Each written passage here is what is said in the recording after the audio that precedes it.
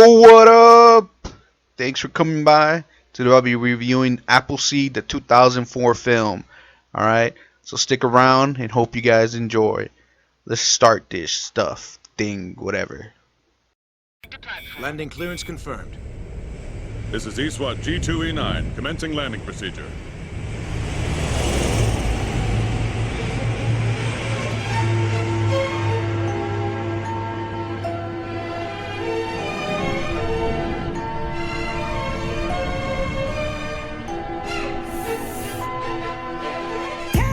Tell me, is life just a playground? Think you're the real deal, honey, and someone will always look out for you.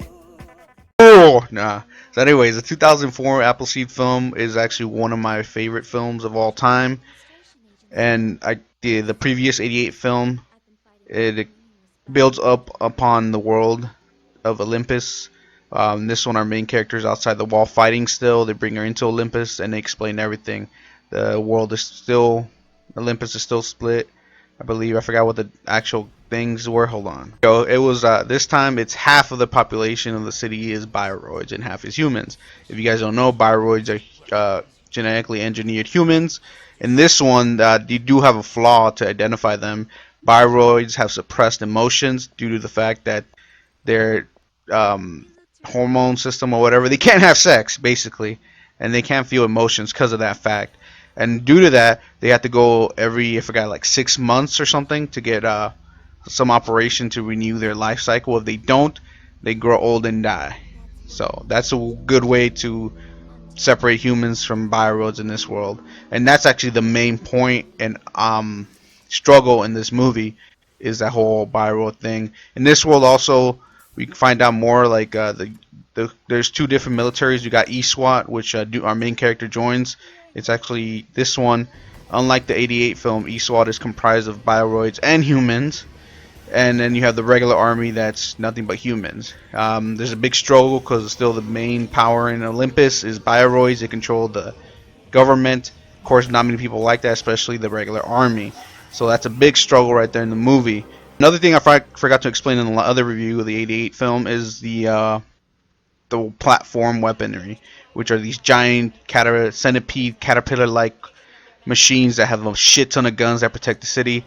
In the 88 film, they were just being developed. In this one, they're already implemented and they surround the city. I believe there's 12 of them, and that defends Olympus from attacks and stuff.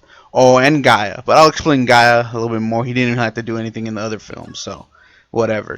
So our main character again is Deunan Knute. This time the movie focuses a lot on her backstory, what she was like, her family. It wasn't really explained much in the 88 film. It is explained a lot in this one.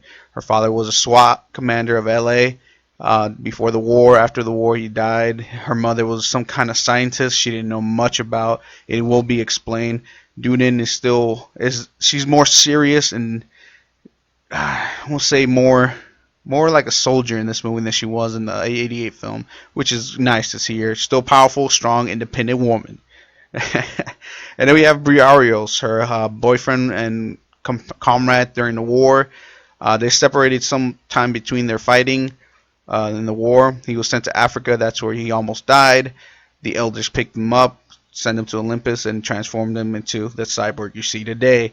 In this film, he has red optics. In the other 88 film, he had bluish optics. I don't know if that's something to mention. I just noticed that off the bat. So, and then also in this movie, Deunan has not seen Briareos in a long time, and that's another issue they had to deal in the movie. You know what I mean?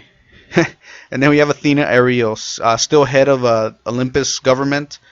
She's all Briareos, one of the original Briareos is still alive, the oldest.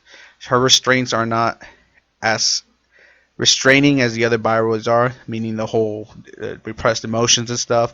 In this one, she's calmed down. Doesn't really see humans as despicable creatures that start a war. Of course, she may be, but her primary is to defend humans and Briareos in her city from anyone. And then we have Nike. In this one, we get a little bit more information on Nike. She's a commander of the ESWAT and underling to Athena, her secretary basically. But she does have power and can shoot a fucking gun. That's what we get to see in this movie, and I'm glad we get to see Nika again. Hell yeah. And hopefully she'll come out in the other movie and the TV show that I'm going to review after this. And then we have Hitomi. On this one, her job is explained more. In the 88 film, she just went out and brought people in. In this one, she explains it to a T. She goes out to find soldiers to be recruited into ESWAT. That's her main priority as a Bioroid and as a ambassador, I guess you would say. And she has a lot to do in this movie. A lot, like she's connected to the movie more than the 88 film one. And also, she's kind of related to Deunan. I'll explain that later in the Bioroids. And then we have Yoshi. He came out in the first movie, 88. He was a mechanic, if you guys remembered. In this one, he's still a mechanic for ESWAT, and we find out that he's actually a Bioroid as well, I believe. Or it's hinted. Not 100% on that. But he's there, helps Newton out with the landmates, which are the giant robots they use. He's a Prime A's mechanic. Alright. And then we have Kudoh. I forgot how to say it, my bad. He's an ESWAT member. I'm not 100% sure if he's a Bioroid or not. I don't think so. But he is an elite soldier in ESWAT and is there to help Deunan and Briareos out in missions.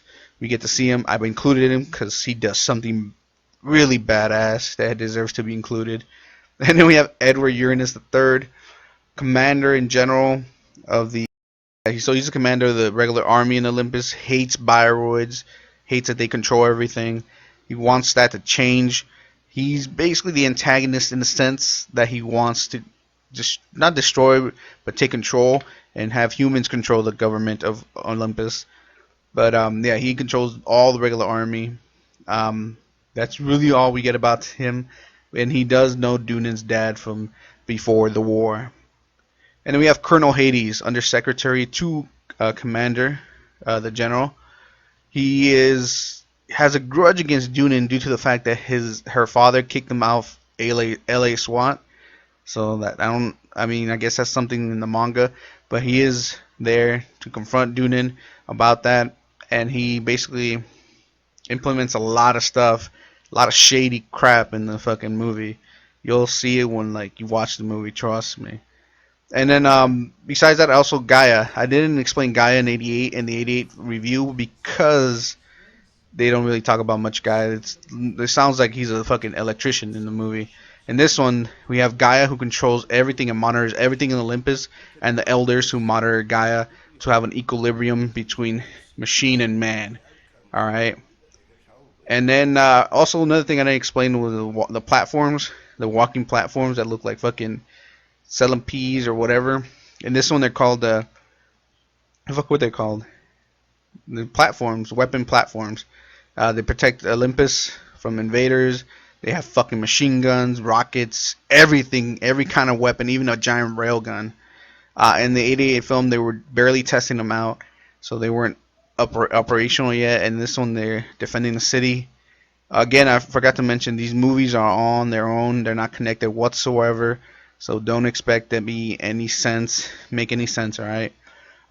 This movie was unique in the sense when I first saw it. I mean, there have been movies made entirely CGI, but I think this one was a little bit interesting.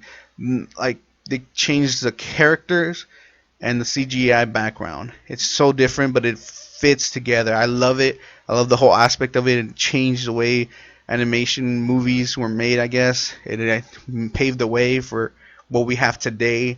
All our video games and shit. It was epic. The lip syncing I had a problem with. It was out of whack. Even the Japanese voice casters, I felt it wasn't fitting it. It was weird. Sometimes their lips didn't move. I don't know. The music was tight. Boom Boom Satellites kicks ass in this movie. I fucking love it. The weapons, the vehicles, explosions was epic.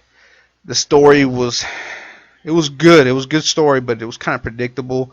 You saw that coming, especially in the first 10 minutes. They explained the movie, and she remembers stuff. It kind of ruins that. So I was gonna give it an 8, but it's actually a 7.5 for me. But I don't do halves. That's fucking gay. So it's a 7. 7 out of 10, man. Whew. It's a great film though. Check it out. Hit that like, hit that sub, and catch y'all next time.